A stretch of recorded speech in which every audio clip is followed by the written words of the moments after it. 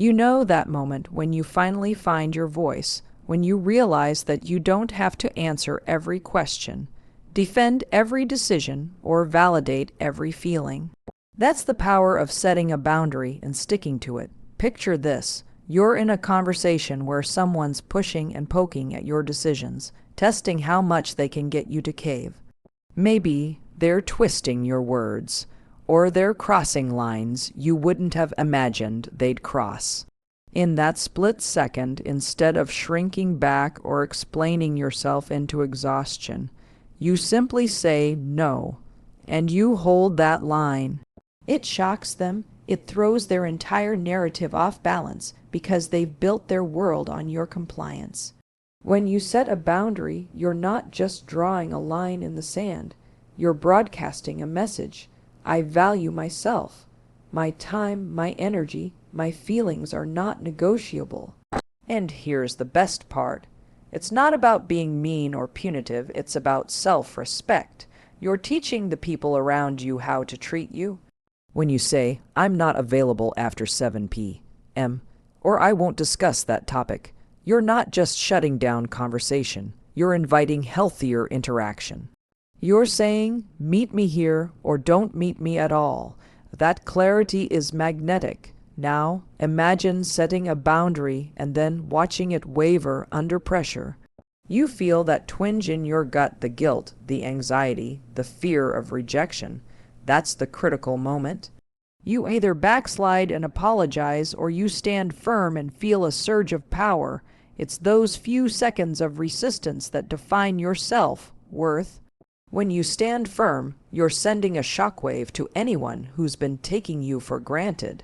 They realize you're not their puppet, and they can't yank those strings anymore.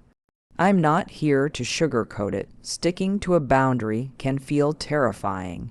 You might lose friends, upset family, or ruffle feathers at work. But here's the truth. If someone can't respect what you need, maybe they don't deserve your time. Boundaries aren't walls to keep people out. They're guardrails that keep your life on track. They protect your mental health and give you space to thrive.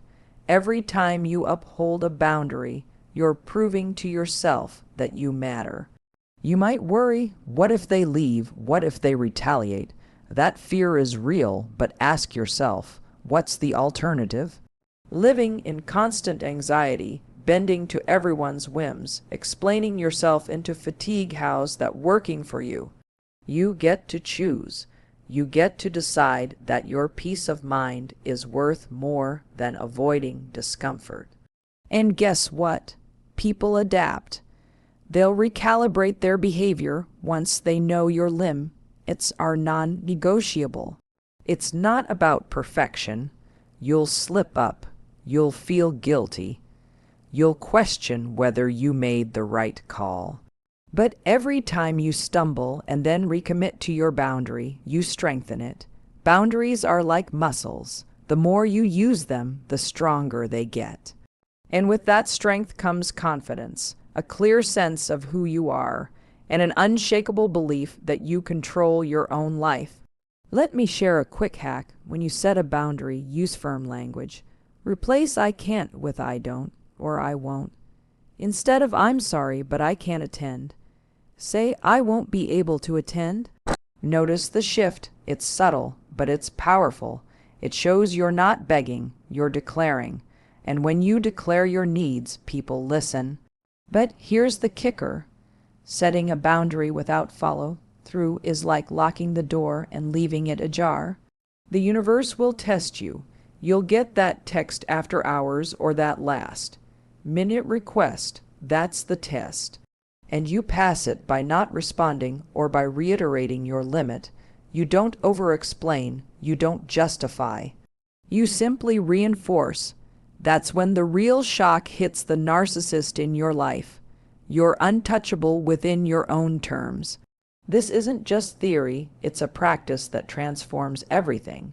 You'll find yourself less drained, more focused on your goals, and surrounded by people who respect you.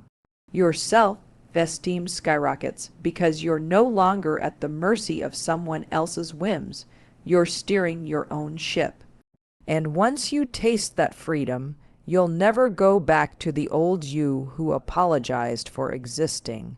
So next time you feel the pull to cave, remember this: your boundary is your power. Stand tall, speak firmly, and hold your ground. That moment of unwavering resolve is the pivot point where you reclaim your life. And that's when everything changes. You know that moment when you feel the urge to justify every choice you make, as if your self-worth hinges on someone else's approval. You find yourself recounting every detail, offering explanations for things they never asked about, all in a frantic effort to keep the peace or avoid criticism. But here's the truth: the minute you stop explaining yourself, you reclaim your power. You remove the fuel from their fire. It's like turning off a spotlight aimed right at your insecurities suddenly. They have nothing to grab onto. When you constantly explain, you're feeding into their narrative that you're somehow not enough. You're validating their questions, their doubts, their manipulation. It's an open invitation for them to probe deeper. But when you simply state your truth and hold it, without qualifiers or justifications, you starve that need. You're saying, this is who I am, this is what I choose, end of story. And you don't need to defend it because you know it's valid. Imagine you tell someone, I'm choosing to leave early today, and instead of I'm sorry, but I have another commitment, you say, I'm leaving at 5. That shift in language is seismic. It's not rude, it's decisive, it's unapologetic. You're no longer asking for permission or approval. You're making a statement of fact. And when you switch into that mode straight, forward, unflinching, you start to feel an ease in your body as if a weight has been lifted. At first, it can feel uncomfortable, almost foreign. We've been conditioned to believe that politeness means over-explaining, that kindness means justifying, that respect means excessive detail. But real respect begins with respecting yourself enough to speak plainly. You're not trying to manipulate them. You're simply honoring your own boundaries without caveats. And guess what happens next? They either accept it or they don't. But either way, you've broken the cycle of validation, seeking. There will be moments where they push back. They'll say, why can't you stay longer? Or are you sure that's what you want? That's the test. That's their attempt to pull you back into the loop of justification. But you don't fall. You don't explain. You pause, you breathe, and you repeat, yes, I'm sure. No extra words, no appeals, no resentment. Just calm certainty, and every time you do that, you're building an unshakable inner confidence. What's more, when you stop explaining, you give others the chance to step up. You remove the incessant commentary that often fills every silence. People learn to take your words at face value. They learn that you mean what you say, and in that space of trust, authentic relationships flourish. You'll see who really wants to understand you versus who just wants to control you. It's a powerful sifting mechanism. Let me share a simple practice. The next time you catch yourself about to elaborate on your why, pause and count to 3. Ask yourself, is this explanation necessary for someone to respect my decision? If the answer is no, stop right there.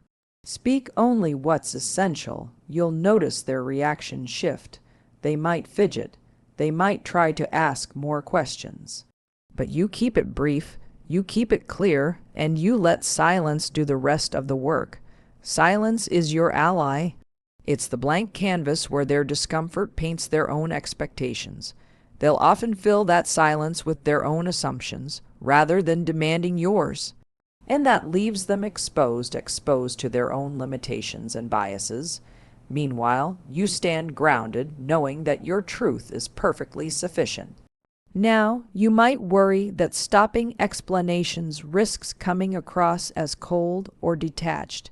Here's the secret: tone matters. You can be warm, you can be kind, and you can be direct all at once. You don't have to smile and squeeze in excuses. You just speak with intention and heart. I appreciate your concern. I've decided to move forward this way. No extensive backstory required.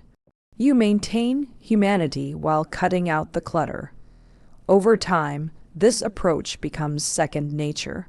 You'll see yourself growing more decisive, more aligned with your values, and far less reactive.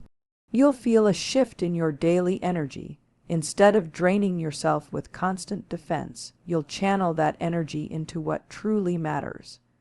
Your goals, your growth, your relationships on your terms, and that transformation. It's the most magnetic force there is. When you master the art of not explaining, you remind yourself every day that your life is yours to lead. You aren't at the mercy of someone else's narrative. You choose your story, and you share only what you need. That level of clarity cuts through drama, confusion, and doubt. It's liberation. So, from this moment on, whenever you feel the pull to justify, catch yourself and choose a different path. Speak with conviction, respect yourself, and let your words stand without over-explanation. That's when you move from playing defense to embracing your true power. And that is exactly where real freedom begins. You remember the moment when you realized that silence can be your loudest statement. Never underestimate the power of going no contact, cold, clean, and final. It's not a game of spite or revenge. It's a declaration of self-worth. When you decide to cut off all communication with someone who's been manipulating your emotions, you're not punishing them. You're protecting yourself. You're saying, I refuse to participate in your drama any longer. And believe me, that truth resonates far deeper than any argument you could ever have. It starts with a clear decision. No calls, no texts, no social media stalking, no more checking up on their life. You delete their number, you block their profiles, you remove them from your world. In that decisive act, you reclaim the power that was siphoned away by their constant demands. Suddenly, the one who held the strings can no longer pull them, because you've severed the connection. And this doesn't just shock a narcissist to their core. It rewires your brain to recognize that your peace is non-negotiable. At first, the urge to peek is strong. You might catch yourself hovering over your phone, fingers twitching to dial their number, heart racing at the thought of hearing their voice again. That moment of temptation is a test. Do you cave in or do you stand firm? It's in that lightning, fast choice that your future self is forged. When you resist the temptation, you prove to yourself that you're capable of something monumental, choosing you over them. And that choice sparks a transformation so profound that everything else falls into place around it. Cutting off contact also forces you to face the reality of how you've been treated. Without their chattering narrative filling your ears, you begin to notice the emptiness of their promises. You see the gaps between what they said and what they did. You feel the weight lift off your chest as you stop replaying their latest insult or manipulation on a loop. This clarity is the breakthrough you've been waiting for. It allows you to redirect your energy into healing, into pursuing the dreams and goals that you shelved because you were too busy justifying their behavior. Some people will call this drastic or harsh, but ask yourself, what's harsher, ending a toxic connection or staying trapped in their cycle of lies and chaos? There's nothing cruel about drawing a line in the sand and walking away. It's the kindest thing you can do for yourself. And if they regret it, if they wonder why you disappeared, that confusion is their punishment. They spent years creating chaos, and now they're staring at the silence they can't fill. Meanwhile, you're rediscovering what it feels like to breathe freely. You'll notice something else happen. You start to respect yourself more. You'll surprise yourself by waking up without that familiar knot in your stomach, by going through a whole day without checking your phone for a message that never comes. You'll realize that you're interesting, worthy, and whole without their validation. And that realization, it's like an electric shock to anyone who depended on draining your confidence. They feed on your reactions, and when there's nothing to feed on, they lose their footing. In the absence of their influence, you begin to rebuild. You pick up the hobbies you abandoned. You reconnect with friends you forgot you had. You dive into projects that ignite your passion. Every small victory, making your bed in the morning, finishing that book, sending out that job application, becomes a statement. I'm here, and I matter. These moments accumulate, and pretty soon you're living a life so rich that their absence is barely a footnote in your story. It's important to honor your feelings as you go through this process. Some days will feel like triumph, and others will feel like longing. Both are valid. When you feel the ache for connection, remind yourself why you chose this path in the first place: to escape manipulation, to reclaim your power, to heal. Let that purpose light your way, and when self-doubt creeps in, lean on your support system, friends, family, therapists, people who cheer for you without expecting anything in return. By the time you reach the other side of no contact, you won't recognize the person you used to be. You'll be stronger, wiser, more attuned to your own needs.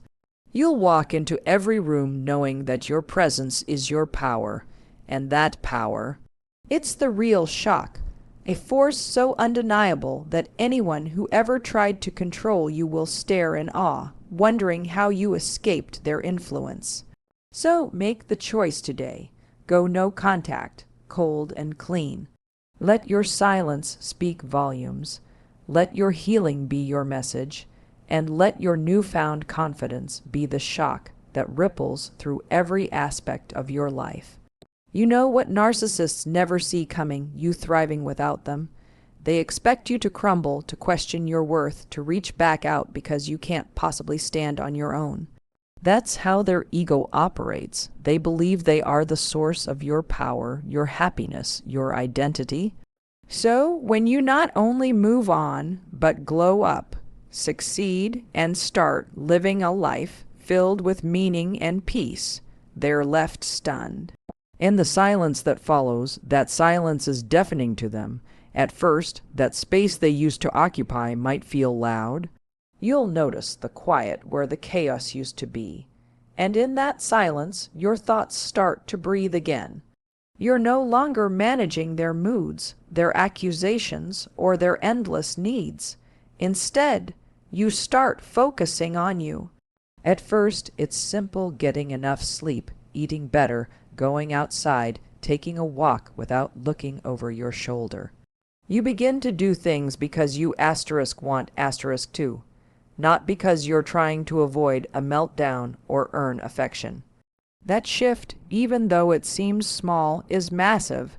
That's the moment your nervous system realizes it's safe to heal. Now, here's what happens when you step into that healing. You start showing up differently. You stop apologizing for taking up space. You say no without guilt. You laugh a little louder. You dress how you want. And you begin dreaming again. And the best part, you don't do any of this to prove anything to them. You do it because you finally see your own worth, and that's the kind of freedom no one can take away from you. They might circle back. They usually do. Maybe it's a text out of the blue, a just checking in, or a vague social media post designed to hook you emotionally. That's not love, it's control. And when they see that you're unbothered, that their bait doesn't work anymore, that you're not even looking in their direction, that's when the shock hits them. Because narcissists depend on reaction, and when you give them none, you shatter the illusion they built around you. You're not broken. You were never weak. You were just caught in a pattern that clouded your strength. But now you're building something they can't touch: inner peace, that calm, quiet confidence, that ability to stand alone without falling apart. That's the real flex, that's the power move, and the more you thrive, the less relevant they become, not just to your life, but to your mind, your time, your energy. You don't need to post about it. You don't need to make an announcement. Just live. Let your actions speak. Let your growth be the loudest sound they never hear, because your best revenge is not bitterness, it's indifference. It's creating a life so good, you forget they were ever part of it. There's going to be a day, sooner than you think, where you'll look around at the peace in your home, the clarity in your thoughts, the joy in your routines, and you'll wonder why you ever tolerated anything less. That reflection, that's your transformation. That's the payoff for all the painful decisions. That's what happens when you stop trying to fix someone else and start choosing yourself. And here's the part no one tells you. Thriving isn't about being perfect. It's about being real. It's about having a bad day without spiraling. It's about crying when you need to, and then getting back up because your why is bigger than your wounds. Every time you do that, every time you show up, even if it's messy, you're proving to yourself that you don't need anyone to save you. You are the hero now. You'll stop needing closure because you'll realize that healing doesn't come from their apology. It comes from your own permission to move forward. You'll stop obsessing over what they're doing, who they're with, or what they think of you. It just won't matter anymore. Because when you start to truly thrive, your focus shifts forward. You begin building a future that excites you more than your past haunts you. And nothing is more shocking to someone who once thought they owned your story. So if you're in the thick of it right now, wondering if it ever gets better, hear this: it does. Not overnight, not without effort, but absolutely, without question. You have everything it takes to not just survive, but to rise, to glow, to thrive. Let that be the moment they realize they lost someone irreplaceable, because thriving without them isn't about proving a point. It's about proving to yourself that you were always whole. You know what throws a narcissist completely off balance? When you call them out, calmly, not with rage, not with name, calling not with theatrics, but with clarity and control. That's when they truly don't know what to do, because they thrive in chaos. They rely on emotional outbursts, on confusion, on getting you so worked up that you can't even remember what the original issue was. But when you keep your cool, when you speak your truth without flinching, it disarms them in a way they never expect. Here's the thing: they've trained you to believe that speaking up will only make things worse. That if you bring up how you feel, it will lead to punishment, silent treatment, gaslighting, some twisted emotional boomerang that hits you when you least expect it. So when you stop walking on eggshells and start walking with purpose, when you calmly name what's been happening, you create a moment of undeniable reality that even they can't spin. And that's terrifying for them. You're not yelling, you're not accusing, you're stating facts. You say things like, "That's not how it happened." Or, "I'm not going to accept being talked to like that." Or, "I don't feel safe," when you shift blame instead of taking responsibility. And you say it steady, even if your voice shakes a little. Because that's the beginning of truth taking root. You're not trying to win. You're trying to honor what's real. And they hate that. They hate clarity. They hate composure. Because if you're calm, they can't use your tone to discredit your truth. If you don't lose control, they can't turn the conversation into a commentary about your overreaction. You strip them of the opportunity to dodge accountability. And what's left, just them, exposed by your unwavering presence. They might try to laugh it off, make it a joke. Say you're being sensitive, bring up the past, flip the script, but you stay still. You don't argue. You don't chase. You don't take the bait. That stillness, that emotional maturity, that's what stings the most, because it reveals the gap between who they pretend to be and who you've actually become. Calling someone out doesn't mean changing them. It's not about getting an apology or having a breakthrough conversation. It's about speaking the truth for your own alignment. It's about reclaiming your reality when they've spent so much time distorting it. That's where your freedom begins, not when they get it, but when you do. When you stop editing yourself to avoid their reactions and start choosing peace over pleasing. And sometimes the calmest confrontation is silence itself. You don't owe everyone access to your explanation. You don't need to justify the hurt they caused or replay every moment to make your pain valid. Your clarity is enough. Your experience is enough. And when you're grounded in that, it changes everything. This doesn't mean you won't feel fear. Speaking up might shake you to your core. You might tremble. You might doubt yourself. You might even want to take it back. But don't. That discomfort is the gateway.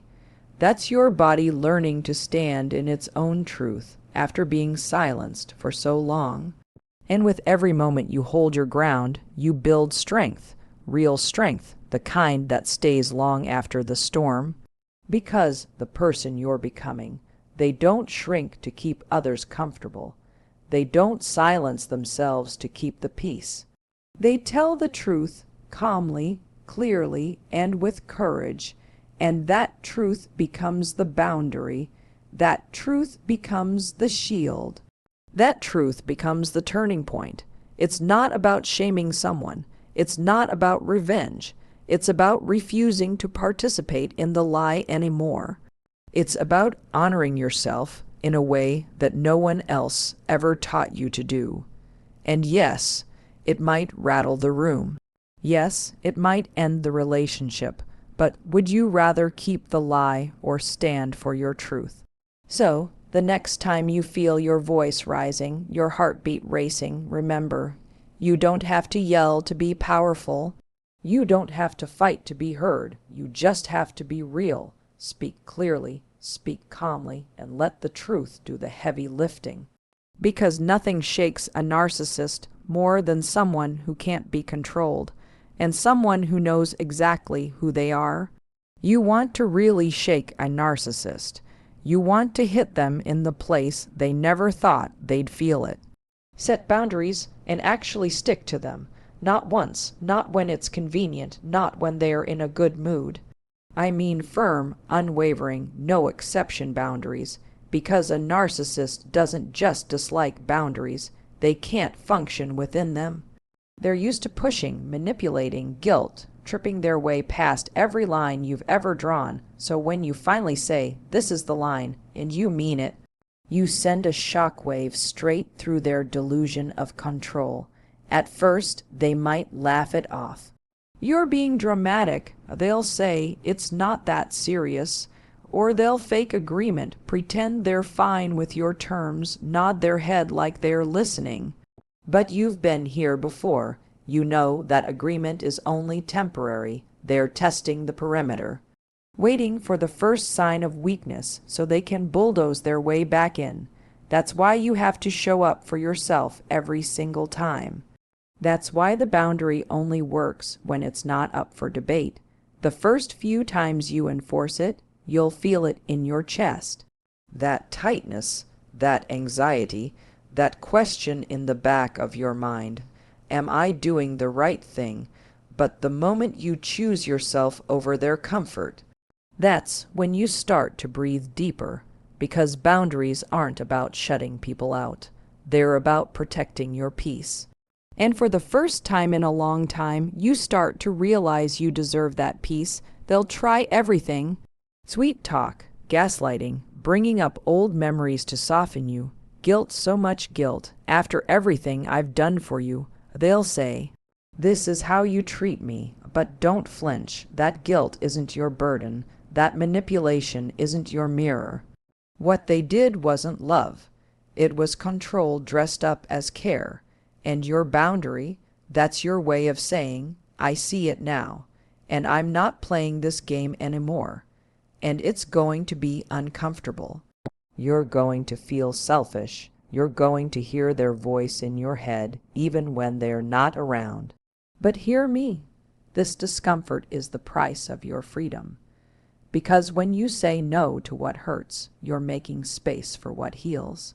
You're clearing room for real connection, for people who don't see your boundaries as a threat, but as a reflection of your self-respect. You might lose them, that's the truth. Sometimes the cost of honoring your boundaries is letting go of people who refuse to respect them. And yes, that hurts. You grieve the connection you thought you had. You mourn the version of them you tried so hard to believe in. But what you gain in return, you gain yourself, your clarity, your strength, your voice, and the beautiful part is this: boundaries don't just protect you, they transform you. You begin to trust yourself more. You stop second guessing your instincts. You start to feel safe inside your own skin.